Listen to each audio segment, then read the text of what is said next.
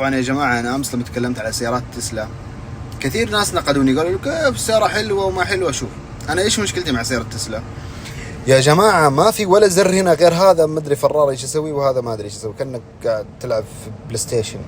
تمام. وهنا ما في إلا أزرار حقت طب أنا دحين المرايات هذه كيف أحركها؟ لازم أرجع للشاشة. طيب السرعة كيف أثبتها؟ لازم أرجع للشاشة. طيب الصوت كيف أوطيه وأعليه؟ لازم أرجع للشاشة. طيب السيارة كيف أنا أحركها؟ لازم أرجع للشاشة. كل شيء مرتبط بالشاشة. ليه ما في هنا طابلون أصلا عدادات سرعة؟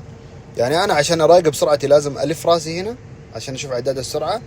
فهذا اللي ما عجبني في السيارة صراحة. سيارة فاضية ما فيها شيء، ولا زر ولا أي حاجة. يعني أي شيء تبي تتحكم فيه مرايات من الشاشة، المدري إيه من الشاشة. فعشان كذا هذه السيارة ما تصلح. هي اقتصادية، نعم اقتصادية.